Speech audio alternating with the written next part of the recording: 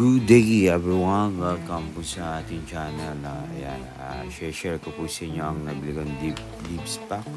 So ito ang kanyang store sa Shopee. Medyo open ko na, ipapakita ko lang po sa inyo. So ayun nga, umorder ako ng 20 pieces, not 20 pieces. Dumating. Nagulat ako. Ayan.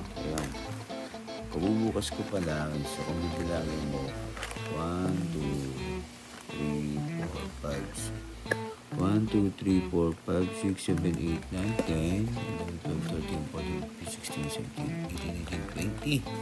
So, 20. Pero meron pa, no? Meron pang ito, no? Meron pa niyan. So, ayan na, 20 yan. 20. Ito pala yung kanyang Dibbs pack magnetic case para sa mga lagay ng NBA. Pagbukas ko, nagulat ako. Meron siyang 3.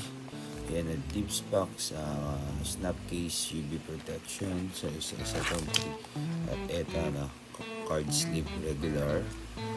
Yun ang free na to. Ilang pieces to? 100 pieces. Then this one is 100 pieces also. So 200 pieces. 200 pieces na kung bibili mo sa kanyang store. Saan ba yun?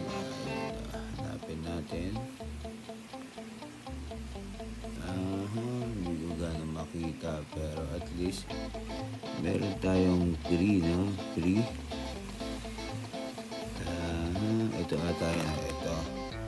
Kung hindi ako nagkakamali. So, subukan natin buy now.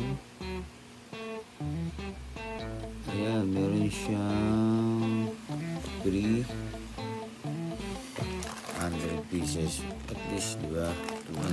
55 pesos ata. Each is 55. So, hindi ka nalugi. Tapos, ito ang snap piece. So, maganda siya.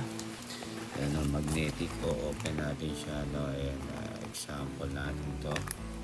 Once na in-open natin dito, hindi pa rin masisira yung plastic. Nasa magnetic case na siya. May extra plastic cover pa siya.